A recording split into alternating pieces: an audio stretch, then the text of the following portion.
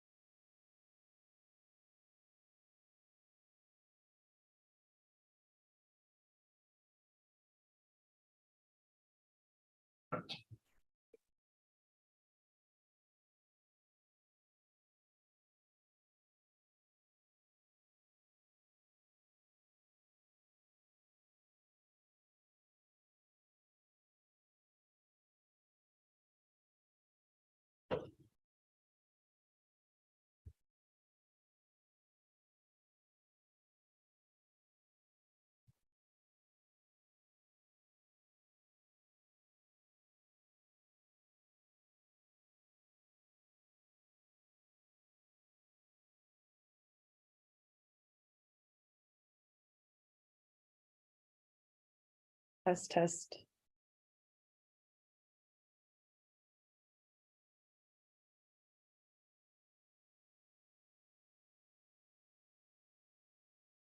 What's it doing? Yeah.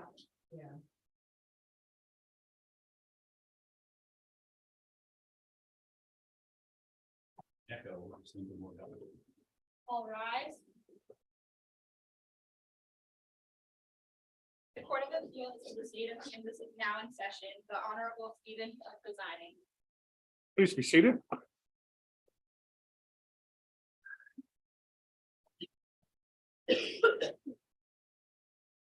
Good morning, everyone. This is the July docket of the Court of Appeals, at least the Topeka segment of the court. As our bailiff said, my name's Steve Hill, and I've been designated as the presiding judge for this particular panel.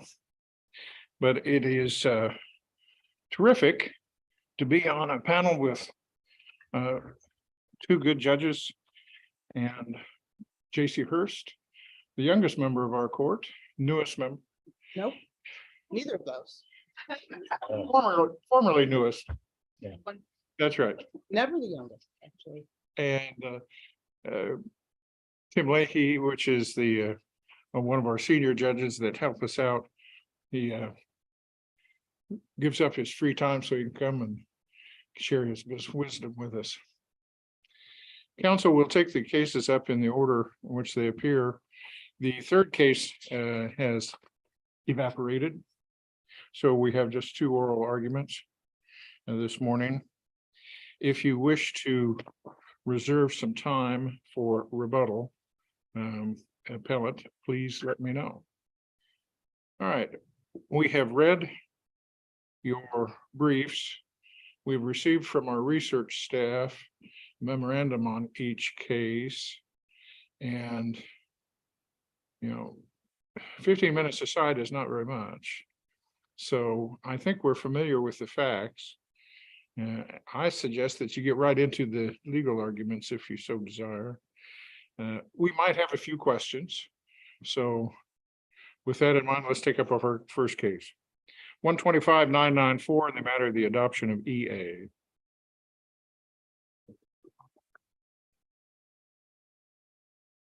For the appellant. Your Honor, may it please the court, Joseph Booth appears for the appellant DA. And for appellee. Martin Bauer, Thank you, Mr. Bauer. wish to reserve 5 for rebuttal. 5 minutes. You have it. Long time no see, Mr. Booth. How are you? My hours, I think. That's right. Happy Prime Day.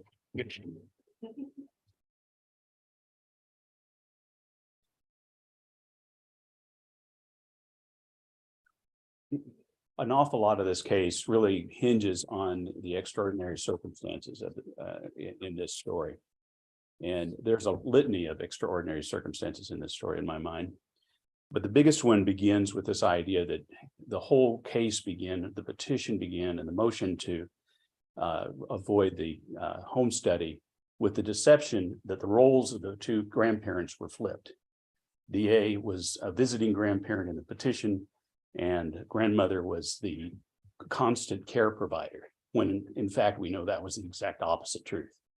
That EA had grown up for 6 years as part of a contiguous family, a heritage, traveled internationally, was a big piece of a bonded family.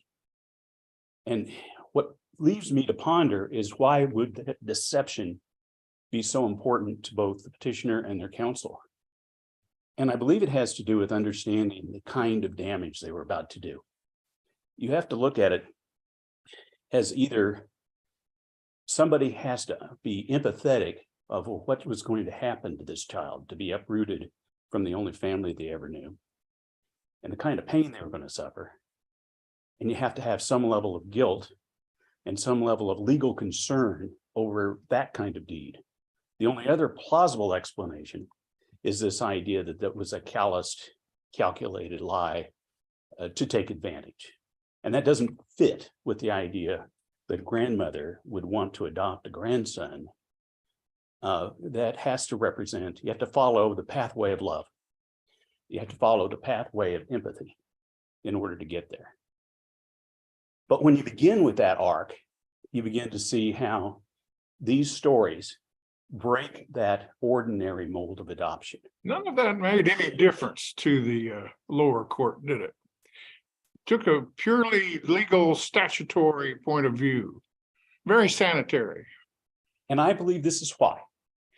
They started with the idea he had no standing. So whatever he had to say was not heard, was not evidence, was not part of the information before the court for it to make its considerations.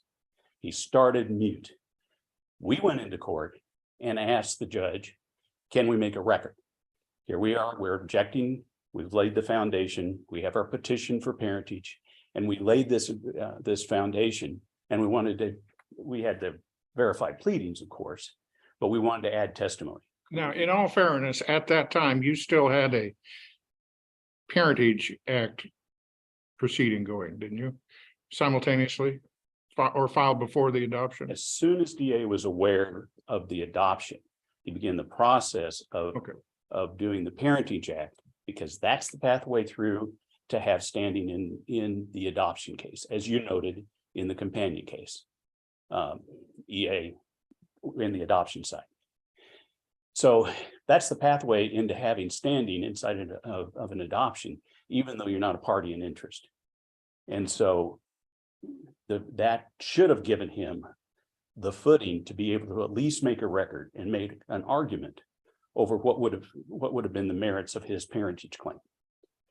But instead, Judge Wilson at the time, now Justice Wilson, interpreted the law as to determine that he had no standing, and therefore, because he had no standing, she wouldn't hear any of what he had to say.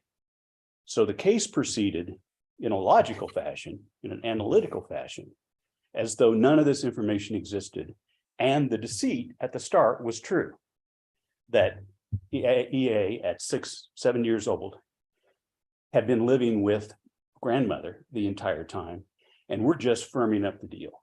As I do a lot of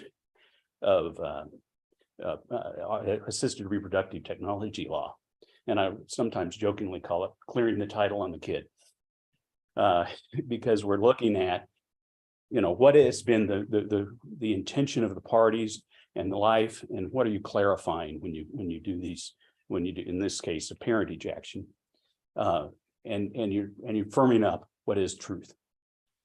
Here we're about the business the opposite. We're trying to figure out how to flip the roles of the two grandparents and remove the child from one environment. But the district court was unmoved by all of that. Did the district court, in your view, take into account the best interests of the child? Absolutely not. Any inquiry on that? Of course, you didn't participate in the adoption proceeding itself. Of course not. And any of that, do we not take into account the best interests of the child in adoption proceedings anymore? Is it purely just by statutory? I believe there's no point in which a court cannot take into account the best interests of a child, but the statute and its statutory scheme has removed the best interest comment that was in the previous version. But the best interest shows up. What lesson should we learn from that when they remove something from a statute, Mr. Booth? I'm very clear with what you're saying right there. The lesson is you have to look at how we had interpreted the best interest, and that was only in the interest of the termination. But then we still have the provisions that we're supposed to go to the Parentage Act, and if we go to the Parentage Act, if you have a prima facie case, if you get to the point where you have a presumption, then the best interest of the child is weighed.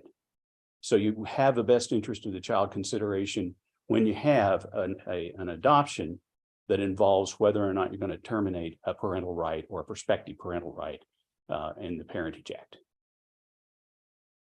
Further, I do believe that even though it's whether or not it's in the statutory scheme, the reason for the importance of the extraordinary circumstances in this situation is generally speaking, in an adoption, the whole scheme of it seems to be authored with the idea that we have a brand new baby, probably an unwed mother, but maybe not. And we're going through in a rapid fashion to establish a new life path for this child that is brand new. We don't necessarily contemplate how this works as the child matures and has built in their own life experience. And I'm arguing that the parents patriae role of the court has to look in when we have extraordinary circumstances and make determinations about what we're going to do. Because Quite frankly, when I read your brief on that, I had not dealt with the doctrine of parents patriae for several years, counsel, and I was quite interested in that. And it seems like to me, you're using a common law doctrine to, shall we say, erase a portion of a statute, and have the court say, well, you know, the statute says that, but because we exercise the authority of a parent here, we're going to ignore it. Is that what you're asking us to do? I'm asking the court to look into the circumstances and note that there are times in which the court's role, as opposed to the legislative role, is to note those exceptional situations and act when necessary to do the right thing. Can I ask, so I understand that, you know, years ago, it would have been nice had this been considered. But now here we are several years later, and do those extraordinary circumstances still exist? I mean, a bell has been rung, whether that bell rung in, you know, in the way that some might believe is best, might be up for question. But now, if we look at the extraordinary circumstances as they presently exist, does it still apply in the same way? It still applies. And there are a couple of reasons why. First of all, as you're more aware than I, because of your position, the law is all about looking today and yesterday to make sure that we don't make the same mistakes tomorrow. And so going back and looking at what happened in this story, and for the next child that has lost its heritage, lost its family, and is taken away in a secret operative move to be removed from an established family, that won't happen to them. A correct. Well, I would love to think that when we lay down a rule, it gets followed and things aren't done incorrectly in the future, but I mean, that's not true, right? So let's go ahead and apply it to the facts of this case and to this child. That's why we both have jobs, because it never gets fixed. As we noted in the brief, from the social workers' briefs in other cases, there is a parental bond that is formed in those early lives, in that early life. And as I completed my brief, I do believe that this child is still living in an atmosphere of loss and grief over what he lost. You know, he didn't just lose a contest between the adults. It was also that whole sphere of the entire family, the heritage, the thrust of what he was when he was old enough to remember that and remember those history. So if he can be reunited with his family of origin, shall we call it, that's a reparation that is important. It would call upon the adults to make sure, like we do in divorces, that he never loses the connection with the family that he spent the last 4 years with, roughly. That is an important element of morals and ethics that will be difficult because this has been a long battle, and hearts don't mend that easily. That's to let you know. That's the To let you know speech that to Doug Duck. your time has expired, counsel. Did I answer your question? But you can go finish up your remarks. I'll just take it off your rebuttal time, but you're No, going. I think that encapsulated what I wanted to say. All right. Thank you, Counsel. Please, the court, Martin Bauer, on behalf of SP and DP, the adoptive parents of EA, and also about their interests. I listen to that and I get rankled because there's a third reason. Mr. Bauer, why was the petition incorrect? Why was the petition incorrect? I don't. Part of this, we've gone from notice pleading to we got to be very specific in adoption. That was a long time. I know that, and I don't think that all that piece, but is it relevant from the standpoint that on that child could have been in DA's custody that morning, and if they walked in with 2 consents, that is the determination by the parents exercising their constitutional right of what they thought was Why in the put it best. in wrong? Why not just not put it in at all? I mean, is it important for the judge to know the accurate facts of the situation and circumstances of a child going into an adoption? In that situation with 2 consents, No, you're saying it's not. I don't believe so. If we'd had 1 consent, if we had issues, am I comfortable with it? No, I'm not trying to say that. But from the standpoint of with 2 consents, and also with a prior judgment of parentage saying these are the parents, that is kind of the essence. Adoption code is statutory, not common law, meaning it should be looked at narrowly, strictly. We also need to remember that the adoption code has another purpose, and that is it is the state's exercise of their parental interest in the stability and permanency of this child to get to the issues of making a permanency decision. Counsel, it strikes me that your client just got to court first, and had grandfather gone into the adoption court when he had the consent, he could have frozen her out like she did to him. What would her argument then be if it was the reversed? Would you say it's purely statutory, and if you've got all of these consents, that's it? You don't care about the best interests of the child? I think Judge Asher said in his concurring opinion in the parentage case got it right. This isn't about giving DA a second chance of doing it right. Yes, if he'd come in with the consent, filed it timely, and gave notice to the birth mother and dealt with her rights, I'm not sure my clients would have had a standing. That's not what happened here. And so from the standpoint, I'm dealing with somewhat the same concern you had. That was 4 years ago.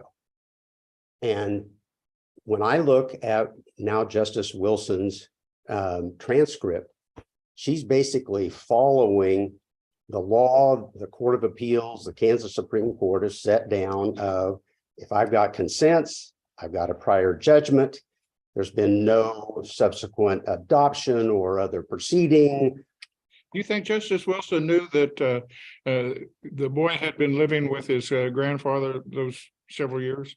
I tried to look at the record. I can't tell that. I can't tell one way or the other. We didn't have that record in EA, Yes, in the I agree. Heritage Act. All right, but I looked at the I transcript. couldn't find it in this record. I can't find that it says one way or the other. There's involvement. They talked about it even in the brief that there was back and forth, but I don't want to go, say beyond what the record says. You and I think, agree on what's in that brief. I could not find it in record. Well, and I also, I think the other thing that is, I want to bring to the court's attention is a recent decision that you were on the panel in the matter of the parentage of WL, which is 125-304, or the Lexus site 223 Kansas Lexus 26. And in that case, there was a prior parentage judgment. It was in relationship to a same-sex couple. And then relationships changed and someone else came in saying, I want to be parent.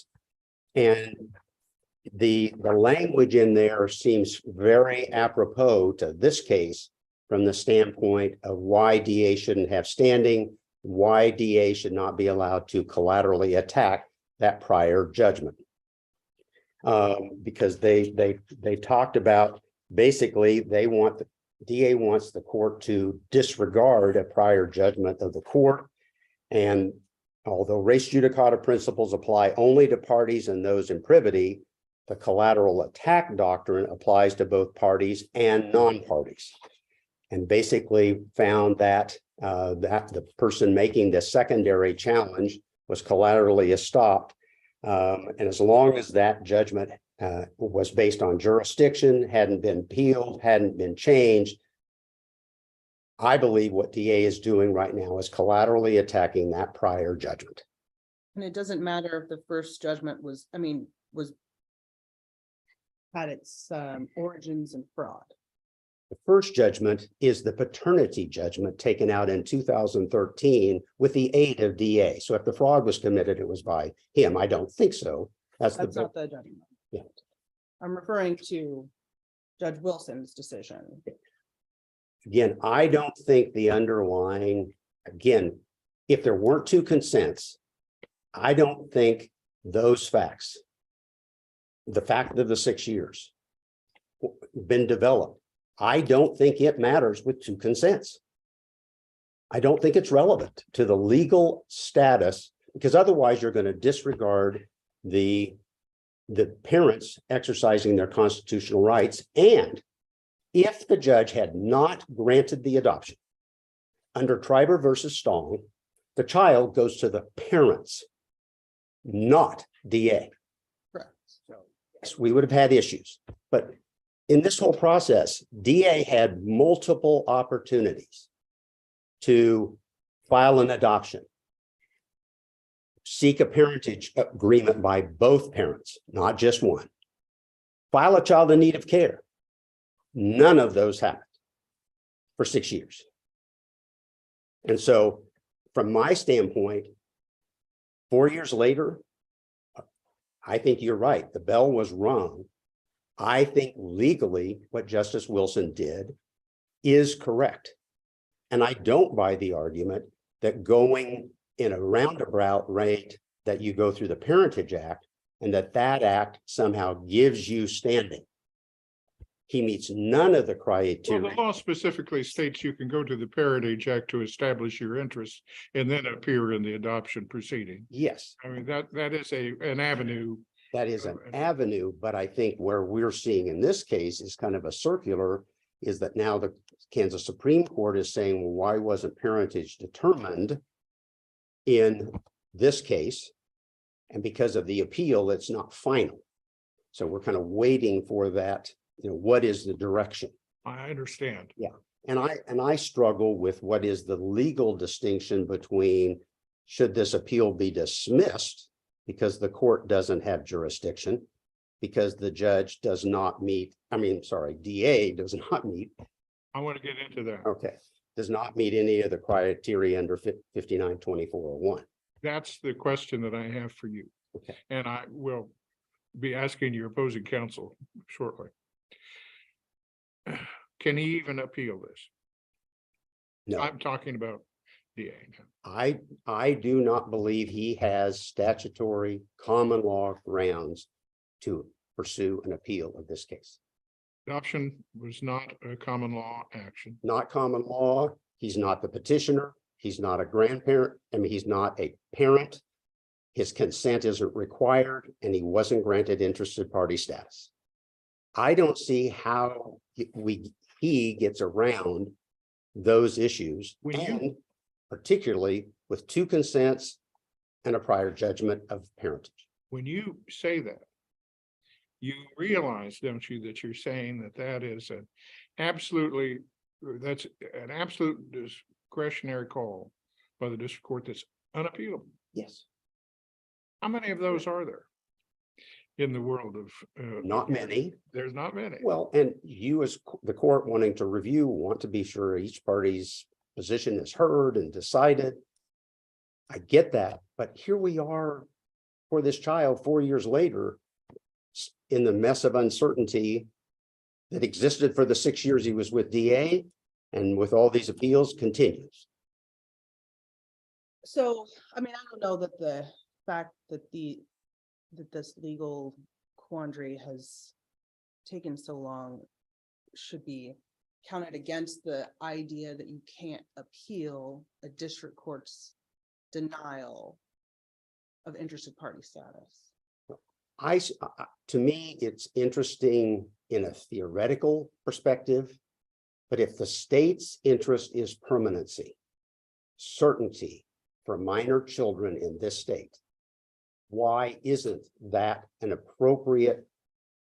It's done, the US Supreme Court in Veronica basically said, you're the dad, but you don't even get the rights under the Indian, and you're an Indian, but you don't get those rights if you don't exercise them. We need to get to permanency.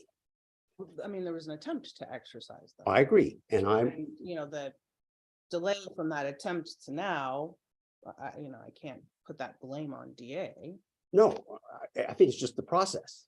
So because we have a cumbersome process, we can take a permanency status of 6 to 7 years and completely upend it because our process is long. What, and if you undo it, let's ask that question. Triber Strong says goes back to the parents. We have no idea their ability to do that. Kate, the state does sync actions all the time. The state can absolutely work that out. So I'm saying that there was permanency. for Do 7 we- years. We don't know that from this record. What we know is he was there for 6 years in a household where the, Well, we don't know that for that past 4 years, anything regarding permanency either, other than he was there. he has an adoption decree and we've got a married couple, unlike DA's situation. Saying that unmarried couples are less. No, I'm just saying these certainty piece. Couples are more certain. No, it's just that Okay, there would be a process and you have to go through that. Right now, literally, saying legal certainty. legal certainty. So the child though wouldn't know the difference. And does that trouble us? Yes. I don't like these facts. But I do like what the law says that now, with what Judge Wilson had in front of her, she did the right things, and he doesn't have standing to appeal. That should be the end of it. Of course, we're not here today on Judge Wilson. We are here on Judge Pickering's order. Does he? Well, we got two pieces to that. We've got Judge Wilson basically saying, I'm not going to hear, That's right. and she ruled But we also have Judge Pickering's ruling. Yeah. the final order. The final order, and that. The same question applies. Can he appeal that? Again, because of the way the statutory and common law, he doesn't fit. He's a square peg and trying to put it in a round hole. There's that horrible opinion TMMH out there that part of that simply says, grandparents, tough luck. Well, and to me, if TMMH, the grandmother in that case, can't proceed, it's even less so here because in TMMH, one of the parents was deceased. So there was at least an argument that I could be the second parent. And even that was not strong enough to give her standing to proceed with an appeal. So I just do not feel that he's in that position to address it. So, anything further? Whatever I think. I think I've used more than my time. No, you got 47 seconds left. I will Unless you yield want to wait for the court. ducks here. Okay, thank you.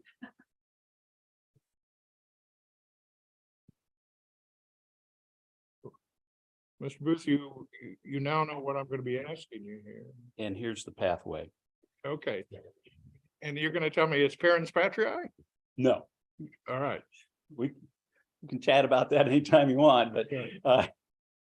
if the court would have taken the parentage petition seriously, he has a standing, and you enunciate that in EA in the companion case, that provides the standing. Instead, what the court did was I won't hear your parentage petition because you don't have any standing in the adoption. So you wind up with a statutory position of at least the standing in the case by having a parentage action. You're appealing the parentage action and you're appealing the ultimate adoption. And what has happened in all these cases is because that gets flipped, you don't have a coherent appeal with a coherent record. Well, that struck me in EA. Right. We had no record of the adoption. In EA, we had no idea what went on in the adoption case. And I did not understand why one judge didn't hear both cases.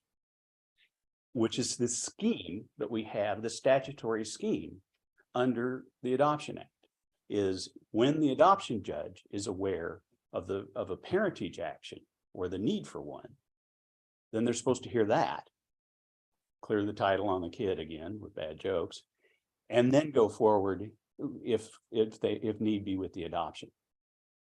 This goes back also to the issue of the consents. If DA had been an active party in the case, gone past gate number one and became active within the case, he should have been able to see to at least have some level of investigation to determine whether the two consents are valid. Because if we have a bad petition and a bad motion, we have to figure out how deep this rot goes. These two parents that have never been involved with a kid for 6 years, all of a sudden are granting consents. What are those circumstances? They're quite fishy in and of themselves. But he's blinded by that. The court's blinded by that. No one has an opportunity to review that concept. The only safeguard is the notary. And I believe if you look at the notaries, they're from the office of the counsel for the petitioner. So, you don't have any check or balance there. And I can't, we've hinted on this in 2 or 3 different ways, including how can a district court make a judgment that isn't subject to appeal, but how can a court be, by a statutory scheme, be completely blinded by a review of what's going on and must just follow by rote whatever comes out of an attorney representing an adopted client in the packet that they walk through and just rubber stamp it. There's a judicial role within this process. You cannot get adopted unless some judge approves it. And they're got to be there to do something. And it isn't just to say, I got a rectangular piece of paper here that says consent. I got a petition. I'm going to determine whether or not we need to have a home study. In this case, of course, we don't need to have a home study. The kid's been there for 6 years. Here's your adoption. And to say that's beyond question. And when there are red flags, such as other potential stakeholders in this situation. So getting back to my original question then, if I understand your argument, you're telling me that because the DA had this parentage action, that is a legal action that he can appeal, and he did. And he lost, and now it's in front of the Supreme Court. He can now appeal the adoption case because it has a similar issue. He can appeal his role in the adoption case that he should have been heard. And you escape this entire concept of collateral attacks if you do it in order. If he's been given notice and he files a petition for parentage. Well, he wasn't entitled to notice, was he? Did he get notice He got notice. of the adoption? It's interesting in and of itself. He would have been entitled to notice if he was the primary caretaker of the kid. Counsel insisted that he gets notice and then goes through that litany of, is this going to be sealed? We don't want him coming to the courthouse. He's a lawyer. We don't want him coming to the courthouse looking into these papers. And then the excuse for the notice was that they wanted to provide the order of custody because, in a rather racial slur, that he's foreign and of foreign origin and may take the baby away internationally, the child away internationally. And so that litany that goes on in that hearing is why he gets notice. So in practical effect, what happened was child gets picked up for a weekend visit with grandma, process server comes over, right after that and says, don't be contacting the kid, he's in grandma's custody now. And that's how he knew to file the parentage action. That's how he knew to file the motion to intervene. That's how he knew to engage in the case. Otherwise, he wouldn't have known at all. He may never have even been served with the adoption decree if he had not responded. Anything else? Thank you, counsel. Thank you. Interesting case. We will take it under advisement and issue an opinion in due course.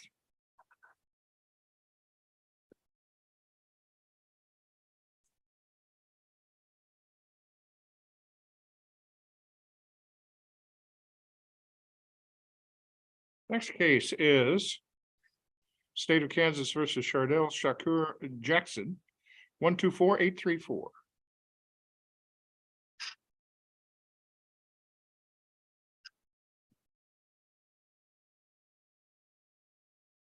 Court, Mr. Jackson appears by counsel Kate Saginaw. It please the court, your honor, the state of Kansas appellate appears by through Deputy District Attorney Michael Chardell.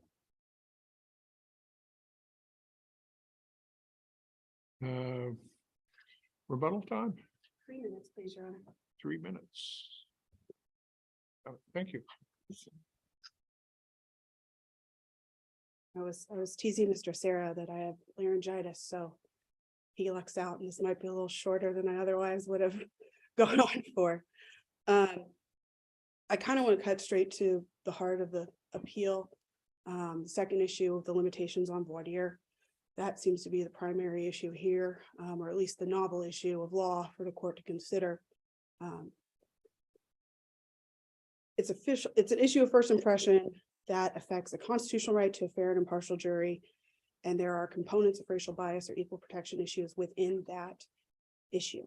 Are you, and you're saying this is a structural error? Well, Judge, I mean, it's your only avenue, isn't it? You didn't object at the time, or your client didn't object, didn't offer to present it, right? Well, Judge, they filed a pretrial motion requesting to present it. That was denied. But because it's voir dire, we don't have to have an objection to preserve the failure to resubmit at the time of trial because of that pretrial issue is what I would argue. Voir dire is sort of one of those exceptions. It's not evidence. It is argument in voir dire, and similar to other areas, the failure to object does not affect the ability to raise the issue on But appeal. you'd have to convince us that it was structural error in order to prevail upon this, correct? I would have to convince you that it was structural error or potentially constitutional error, which would also allow us to raise it for the first time on appeal. Couple things that I want to point out as differences, because this video that the defense wanted to show originated in the federal court system.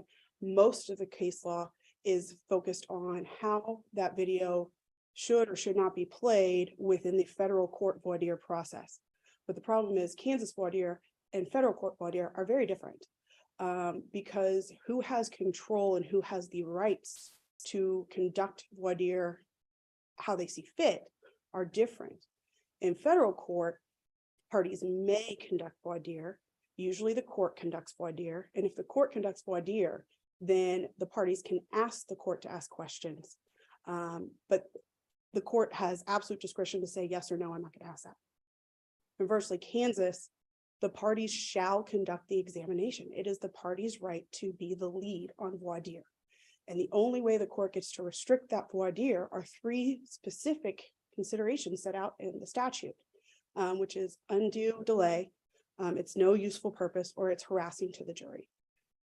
And because of this distinction, there is a fundamental difference between asking a judge to play a video in a discretionary system where the court has control and saying, Judge, I want to play this video, and the judge says, no, you're not, in a system where you have a right to conduct examination.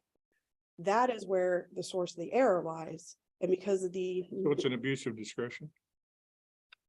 Your Honor, this is a muddy pit that we're in as to what I want, what standard of review we have to I apply. understand, but we're all in it and we have to sort our way through the puddle. And I thought about this a great deal last night. All all issues start with error and prejudice. The review for error here, it could be abuse of discretion. That's certainly how voir dire has traditionally been reviewed in Kansas for limitations on voir dire.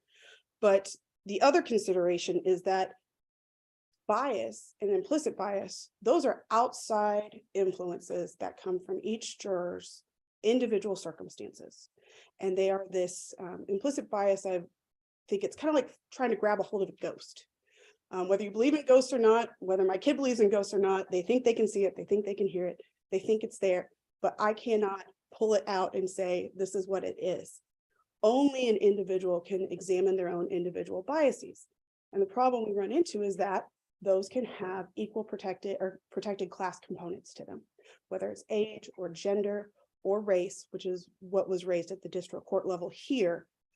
That is an inherent part of the implicit bias issue.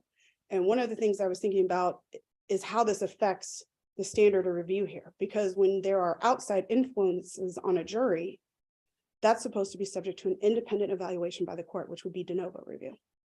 And then there are constitutional considerations where if there is an impact on the objectivity of the finder of fact or a juror, that also can raise an issue where the court is supposed to act affirmatively because of the tragic history of our system. But you have to show bias in order to get to that point, don't you?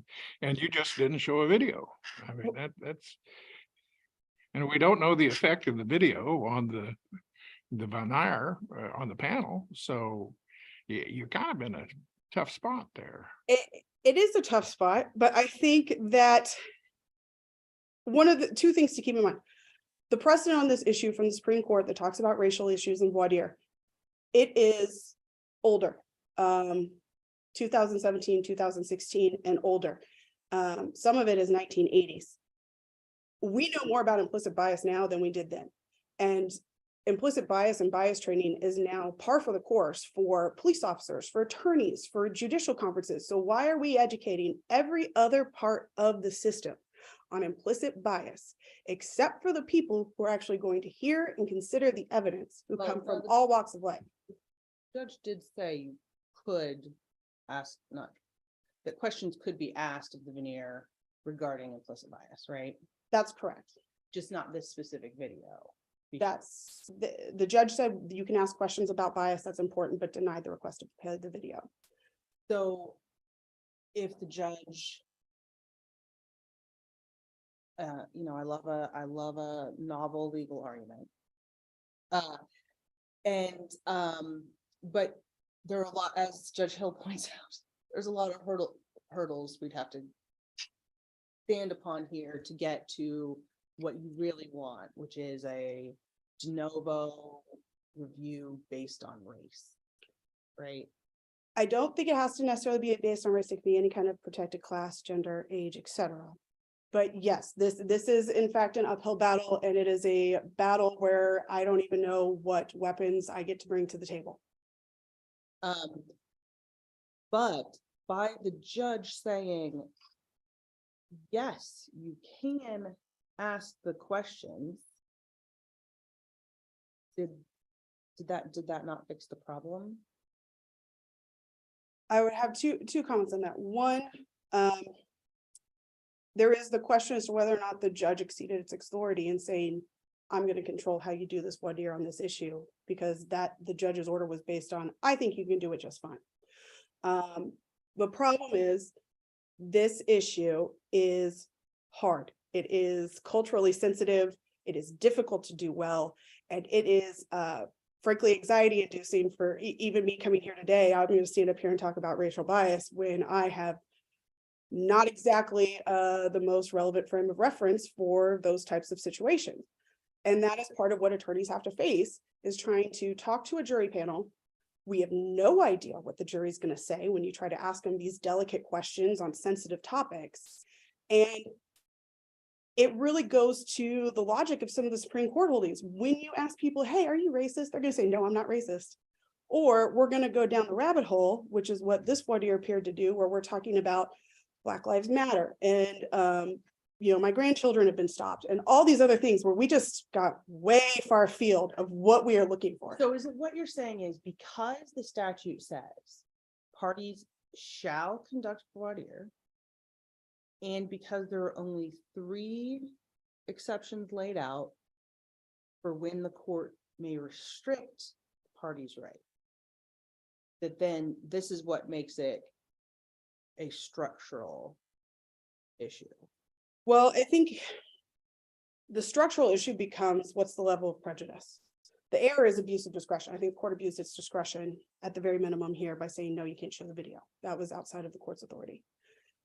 How do we prove prejudice from that based on an error of law? I think it's based on an error of law and not recognizing the parties' rights to control their own examination. I think it was based on somewhat on an error of fact because the court had this mistaken belief. Well, you'll do just fine asking the jury panel. That's my preference for how you should do it. I want you to do it that way. When the ability to effectively do that will vary greatly Wait a minute. from attorney to attorney. Are you saying the judge doesn't have a right to rely upon the competence of the counsel that appear before the court? We do it all the time, counsel. Judge, That's part of it. that is part of it, but I think when an attorney comes to you and says, I think the best way for me to address this topic is this video, then the attorney is the best arbiter of their own abilities. And maybe this is an effective If assistance. you of don't need counsel a issue. permission, then just show your video if you don't need permission of the court.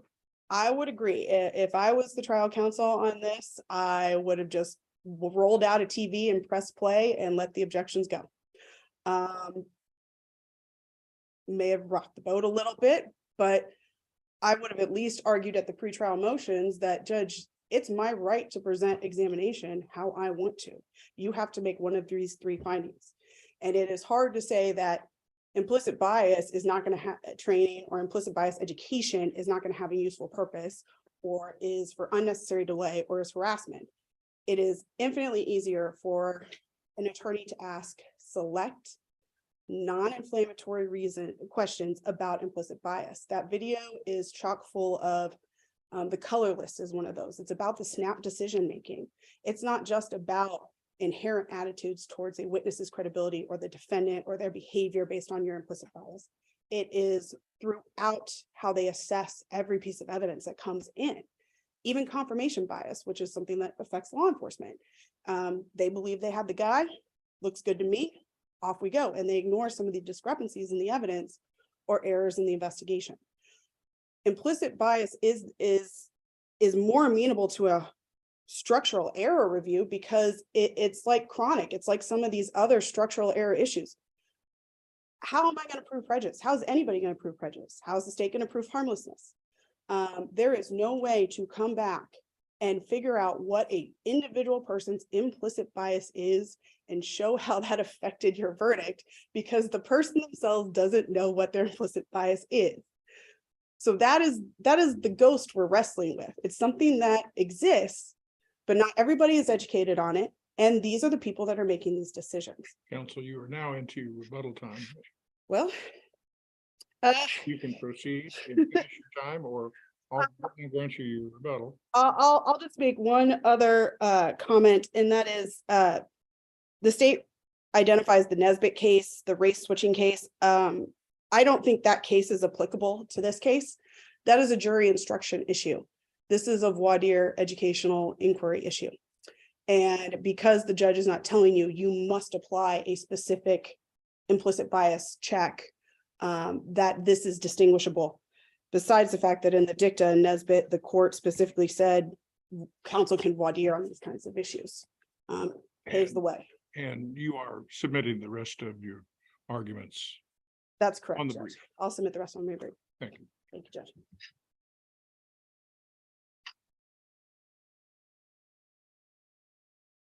Mr. Sarah?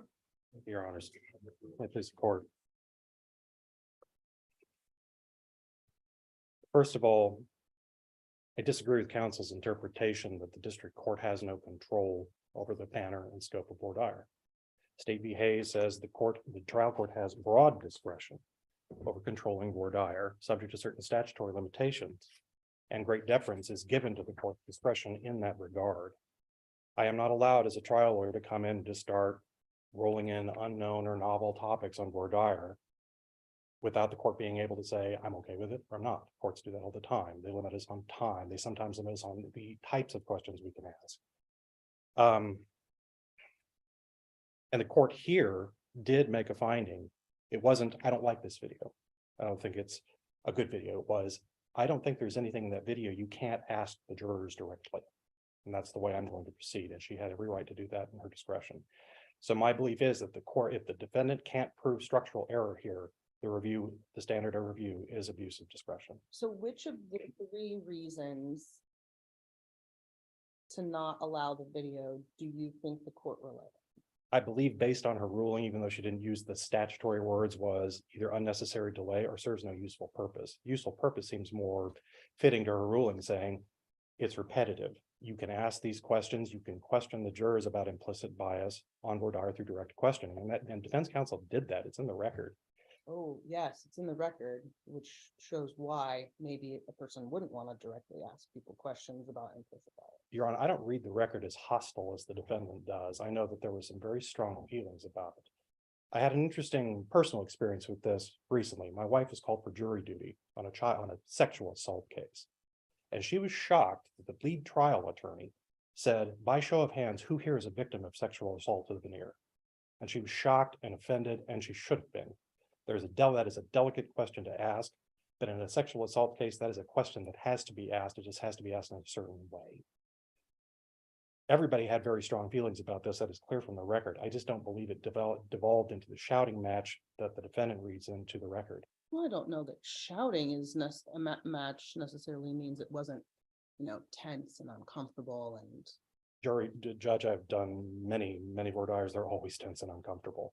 We have to ask tense and uncomfortable questions to make sure we uncover these biases. Those 2 U.S. Supreme Court cases the defendant relies upon talk about how voir dire on delicate subjects is a useful tool. It's not a cure-all. Doesn't catch everything, but it is the way, and it is time tested, and is the way we approach these cases. So you think that the judge thought that the video didn't serve a useful purpose because the same result could be achieved through questioning? That is my position, Your Honor, yes. As far as structural error, Your Honors, my position is the defendant would have to establish that there was a complete failure of the justice system from start to finish. And I don't believe there is any evidence of that. This was a case based on evidence. It was a shooting case. It was presented. And as far as unconscious bias, I don't deny those things exist. We've called them differing things for many years.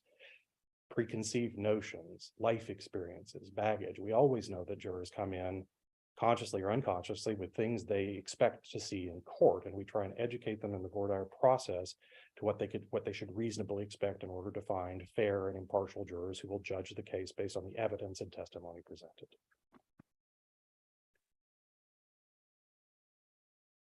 Now, as far as excuse me, the differences between the federal system and the state system, counsel is correct. Federal system, the judges have discretion as to whether to allow the attorneys to conduct direct voir dire or the judge to do it themselves. My colleagues in the federal U.S. Attorney's Office tell me normally in this jurisdiction, the judges do it. There are exceptions. However, that discretion is not unlimited. There are certain situations, as in the Rosales-Lopez and the Pena-Rosales case, where the judges are required to ask certain questions. They're not allowed to just completely disregard some. But in this situation, I don't believe the state system permits attorneys unlimited voir dire. The judge still has the discretion to control the manner and scope.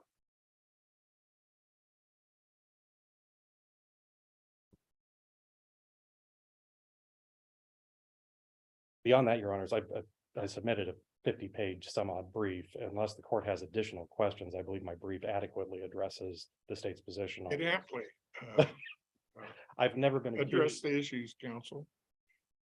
I actually want to talk about, I'd like you to address the allegation of error As it relates to the statement during voir dire, about, that people were affected by the crime. There was an exchange between the prosecutor asking one of the jurors about why the defendant is entitled to a fair trial. And the juror said, it's the right thing to do for society. That is what America is about.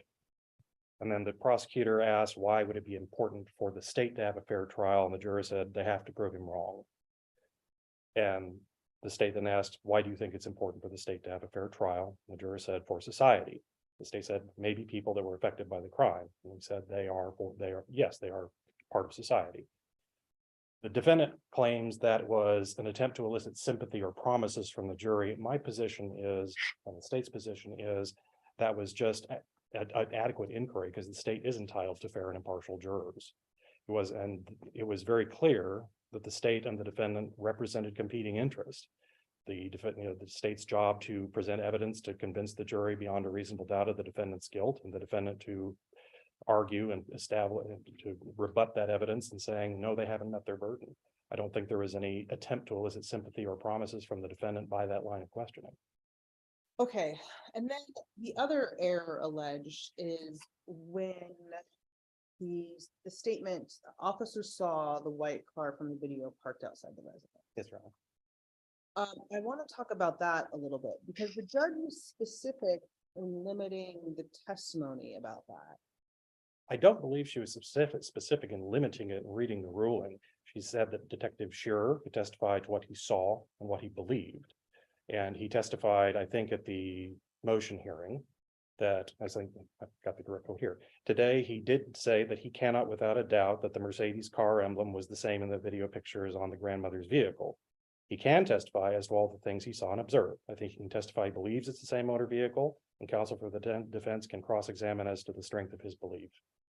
Now, the prosecutor in opening statement says the police found the car. That was their belief. That was the state's position. It was the same car. I don't believe that the state exceeded the scope of their authority or their district or the prosecutorial latitude by saying that in opening statement. They are allowed to say, this is what I think the evidence is going to prove.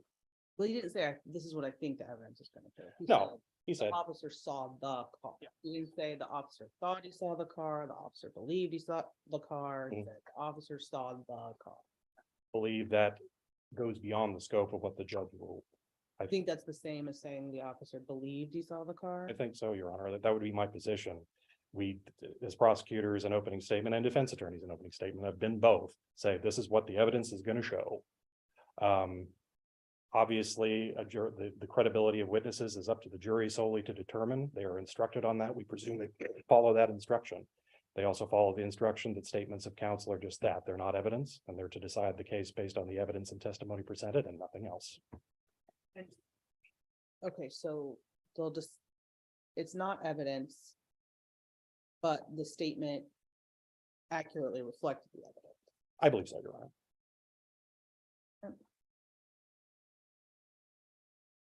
There were several other issues of prosecutorial error I know we haven't discussed. I'm happy to talk about them if the court has questions. Otherwise, if the court has no further questions for me, I would waive the remainder of my argument. Okay. All right, thank you. Thank you, Your Honor. All right, counsel. You've got your 3-minute rebuttal. Thank you, Judge. One thing I want to point out, coming back, I don't think I answered the court structural error inquiries enough, but the Rosales-Lopez case, if a defendant requests voir dire on racial issues, or in this case, racial and other equal protected classes issues, the case law supports you're supposed to let them do it. And that if there is a reasonable possibility that affected the jury, it is reversible error. And I believe they applied the constitutional harmless error case. Implicit bias is sort of this thing that's everywhere all the time, and we just can't know what it is. And I think that the very nature of the issue presents some reasonable possibility and implicit bias affected assessment of the evidence or ultimately the verdict. I think that it is an issue the state should be structural because the state can't prove error isn't harmless under a constitutional standard. I can't prove prejudice like we do under a Strickland standard because we can't ever catch on to what exactly happened or how it affected people. This is not a cure-all, but it's the best we can do. And I think it's error and should be a reversible error to not allow the defendant to do it. As far as other issues, there is a case that involved a hot box jury selection. I believe it's State v. Cobb. It's not cited in my brief. I came across it in another case recently. That really kind of set out what I'm talking about, which is it's a choose your own adventure of how do you know what could have happened because it didn't happen, because they put 12 people in the box, they qualified 12, and they didn't do the strikes. And so the state couldn't prove its harmlessness burden. That's sort of this thing here. We can't figure out all the different roads that weren't taken to prove any kind of prejudice or harmlessness. Which is why You want to supplement your research with a 609B letter? Or I would be happy to if supplement. there's a newer case that It you want to Judge, decide to us? it is not newer. I just plain old missed it. But if the court is going to review this as a legal issue or what standard review, that would be a de novo determination, and that Well, it's up to you, counsel. If you think it's important that we need to see, I would suggest you I put it in a 609B letter. I will go ahead and submit that, Judge. Other than that, on the prosecutor error, I think that is something the court can determine for itself. The state does not represent the victims of crime. That's very clear. And I think that those errors supplement the other errors I allege related to voir dire, and that the court should consider them as part of the cumulative error analysis, which is part of why they were included in this brief. The court has no other questions. I have no further presentation. Thank you, counsel. Thank you.